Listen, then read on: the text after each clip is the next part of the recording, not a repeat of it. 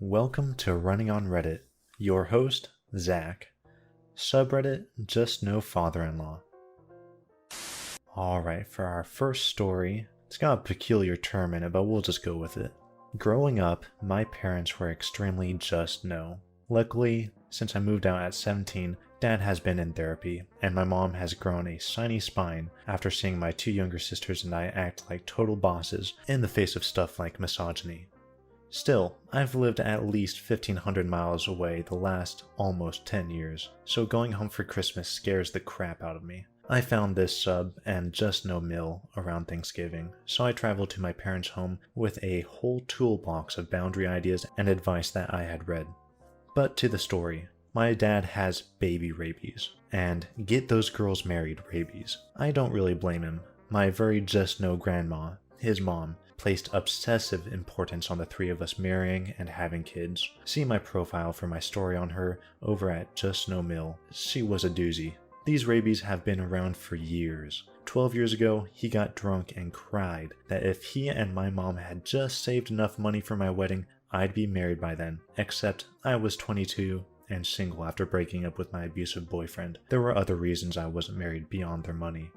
Since then, as family friends have grown up, gotten married, and have had children, he's kept close tabs and constantly updated us. Do you remember so-and-so? She was 7 years younger than you? No? Well, she got married 6 months ago and they're now pregnant. Or, so-and-so brought her granddaughter over and she's just the best. I love having babies in the house. I get that he's excited about the idea of being a grandpa, and there's probably some do-over desires since he was so just no when we were growing up that he basically missed out on ages 9 through 18. But I don't think he understands that his words can be painful, especially since my sisters and I would all like to be wives and mothers. So, when we were all together, my dad brought up babies again. My middle sister is married to my amazing Just Yes brother-in-law, and her two best friends were pregnant. One has since given birth. He's going on and on about how wouldn't it be cool if my sister and brother-in-law had a baby at the same time to grow up with her BFF's kids. And did we see all the kids we used to babysit with their own kids at Christmas Eve Mass? Which also made me realize that having 12-year-olds babysitting multiple kids between 2 and 8 years old was a really weird thing. Babies, babies, babies. What he didn't know was that my sister and brother-in-law do want a baby. They had told our other sister and I that morning that they had thought she was pregnant and were so excited to be able to announce it in person over Christmas. But before she could borrow a car and get a pregnancy test without our entire nosy family, myself included, knowing her period started that day. They're positive and hopeful it will happen soon for them, but they were obviously bummed. But having read these subs for a month beforehand, instead of the situation getting awkward, I blurted out, "Dad, your baby rabies are out of control," in a joking tone. Everybody looked at me awkwardly. I'm a sober alcoholic, so I don't blame them. They had about 12 years of me making Christmas uncomfortable, and I cheerfully explained what baby rabies are. Everyone else laughed at how funny they found the subject and name, made some inoculation jokes even. My dad turned red and asked if he really brings up babies that often. My mom patted his hand and said, "Yeah, all the time," and made a joke, lightening the situation while my youngest sister and I teased, "What? Daily pictures of your grandpuppies aren't enough?" In the last month since, he's been great in our family chat thread. He was excited that my sister's BFF gave birth without pushing the "when are you going to have babies?" and has decided that being a great uncle to my cousin's kid is perfect for right now. Long story, but hopefully a bit of a positive post since I know all the just no behavior becomes overwhelming at times. Thank you all for putting baby rabies and healthy boundaries into my vocabulary. I'm gonna be honest, I had no idea what baby rabies was up until this point. I mean, I knew that, some people could be obsessed with the idea of having grandchildren and, a young life, but I never knew it had a term like that. I'm just glad this story ended well and that there wasn't a huge fight or anything, and that they were able to get their family life put together. Also, pictures of grandpuppies? Heck yeah, sign me up. Love it. So this is actually how I met my just no father-in-law. At this particular time, I was dating significant other, and we were not married. Backstory: I never wanted kids, like ever. I was a pretty selfish person and had no desire to really care for others at all. When I met my significant other and little one, something changed me. I didn't have any children, but immediately this mothering instinct came out and I knew I couldn't leave that boy.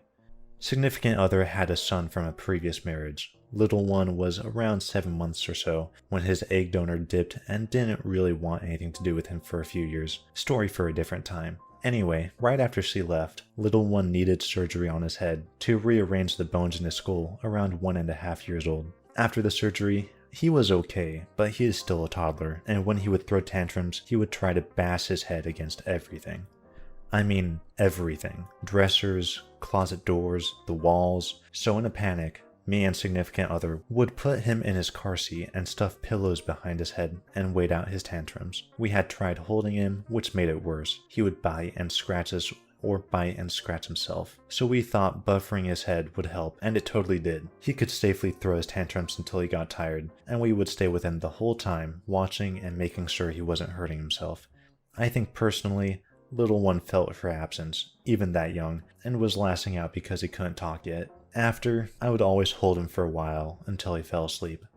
Anyway, so Just No father-in-law comes to town and ends up spending the night in our apartment. He hears about this and says it's child abuse and starts yelling at me. It is important to note that at the time, significant other was still heavily traumatized from fathers-in-law's emotional and verbal abuse as a child, so there is no spine at all. His dad is a textbook narcissist. I looked to significant other for some help because it is his dad. Significant other was so traumatized I could literally see him transform to a child. He would literally cringe and look down or away from his dad. His body would cave in like a kid, although I didn't understand why back then. I didn't get any help, which really upset me. So I decided that if he didn't want to defend me, I was going to do it myself. I told Just No father-in-law that this was the best scenario we had come up with, and it worked for little one. That he was being watched the entire time because he had intensive cranial surgery, so I didn't want him hurting his head. Father-in-law told me that I was a child abuser and it was wrong to strap a child down, which is what you do when you're driving in your car. I pretty much lost my crap entirely. I told him that unless he is going to stay home with him and somehow find a way to not let him hurt himself, but allow him to feel his tantrums, then I didn't need his crap here. It was late at night, so I let him stay, but I told him in the morning he had to leave and not ever come back into my house. A week after we started the car seat and pillow thing with little one, he just stopped. He would still have tantrums, but he would stop trying to ram himself headfirst into the mirror or door or whatever hard object was around him, so we didn't use it for very long. Little one started becoming more and more attached to me, and when he would throw tantrums, he would just throw things. Significant other was super happy and impressed that I knew what to do. Honestly, I just asked my mom what to do. Apparently I did the same thing as a child, and that's what she did for me. Father-in-law panicked and realized that if he wanted to still control his son, he was going to have to get through me. He came to apologize. A few months later, Just No Phil comes into town for work and asks to take us out to dinner with him and his girlfriend. That woman is a saint, and honestly, I don't know how it happened, but she deserves a medal. He comes right up to me with this snarky face and says, "You said a lot of things," and I was just responding, "I'm sorry you didn't understand what I said." I literally cut him off for many reasons. One, "I'm sorry you" is not an apology. It's you brushing your crap off because you didn't want to admit that you did some dumb stuff. 2, I did not like the way he treated significant other. He would literally talk to him like a toddler. Example, significant other started crying when we got the keys to our first home. When I asked him why, he said he was so happy that he did this because his dad always told him he'd never be able to do it because he wouldn't be good enough. 3, his narcissism and arrogance just poured out toxicity. 4, I'm naturally an aggressive person. If there's issues, I like to confront them out in the open, and then address them and move on. I refuse to allow myself to feel bad or guilty. 5, no one threatens my family, even though we weren't married yet. Little one and significant other were mine and I was theirs, and if he wanted to bulldoze his way to control, guilt, or manipulate his son, he was going to have to get through me.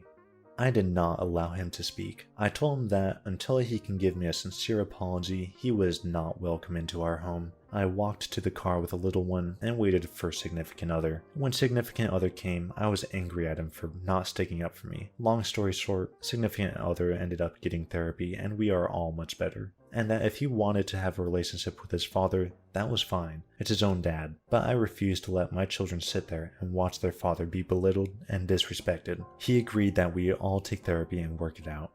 I'm a grudge holder. It's been 5-6 years now. That man was allowed into my home for 15 minutes. The therapist said I had to try, because significant other needed me to be able to forgive father-in-law, so I did. Now, when I am in a room, JUSTNOFIL ignores me. We greet each other politely, but other than that we don't speak to each other. He FaceTimes the kids on the weekends under our supervision. Significant other and I had another child, and a little one who is not so little anymore is thriving. He needed another surgery, but we got through it, like a champ. He is amazing, and that kid literally saved my life. He is an amazing big brother. Honestly, I don't know what else could have been done in that situation. Like, how do you stop a kid from bashing his head into everything? I don't know, maybe you guys have some other advice. Have you dealt with this? Have you seen it? How would you handle this? These next two posts kind of build on each other, so I'm gonna go with the first one. Just for context, father-in-law grew up eating his mom's cooking. It was apparently a weird mix of Depression era, and I always had someone else to do it for me. Like, Gone with the Wild is what I imagine. Raw chicken breast smothered in cream of mushroom, baked to sawdust, then garnished with celery, I guess was a favorite. I'm no chef, but 80% of the time my food turns out great. Most of the time I fail because it's baking, or I try and follow a recipe too closely rather than relying on tasting. I even have managed to remake that chicken cream of mushroom monstrosity into something pretty good. No canned soup. Father-in-law hates everything I make for any reason. I added a pinch of cayenne, my butt burned for days. Add fresh garlic instead of powdered, I guess I don't have to worry about vampires. He even seems to think my precious Instant Pot is an implement of Satan. Anyway, dear husband has been having stomach issues the last week, and father-in-law has been losing his mind that dear husband will get him sick if he handles food. I'm working and also lacerated the crap out of my foot on broken glass, so I'm not exactly enthused to try the newest trend of limping cooking. So tonight I came home, threw some crap in the Instant Pot to make mediocre chili, and then iced my foot. Father-in-law once again lost his mind because it didn't taste like he wanted. Original poster is a terrible cook. She messed up and I can't have any dinner tonight. Okay, father-in-law, give me more than 15 minutes to give a crap and I'll make you some better chili. In the meantime, keep refusing to eat anything I or your son makes due to poisoning or botulism. Eat some leftovers or cook for yourself. Don't complain about being stuck with cereal when there's good food around. And no, father-in-law will not be getting his extravagant beef Wellington dinner again next year. Father-in-law also does not eat leftovers. This can be extra food from a home-cooked dinner from yesterday, stuff you brought home from a restaurant, or you said you'd be home at 6, we had dinner ready at 6:30, so eventually we plated and wrapped it up for you at 9. I swear he will not eat anything not basically made to order. I did one of my disease projects on botulism so I could have dear husband proofread it out loud, because father-in-law thinks every food gets botched in 2 days. If your father-in-law is going to complain about food that much, simple as leftovers, or that your cooking isn't up to snuff, then I would just let him fend for himself. You don't have to make the food for him. And this next post is a continuation, more dealing with, the aftermath of last year.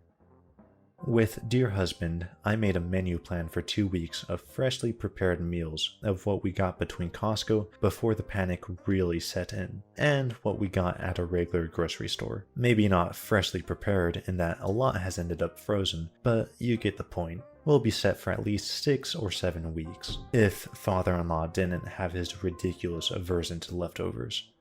Believe it or not, it's possible to have homemade stock and eat rice and pasta more than once a week. Potatoes too, and lots of other things. Father-in-law is acting like I'm asking him to eat battery acid because I'm reheating homemade soup. There's not much left at the store. It's either $20 a piece steaks, chicken livers, or picnic hams. So yeah, father-in-law, eat leftovers or go get the plague on your quest for fresh food. I'll be over here eating leftover homemade borscht and pasta salad while you're enjoying your fresh Hot Pocket. Click a playlist to see more stories. See you in the next video.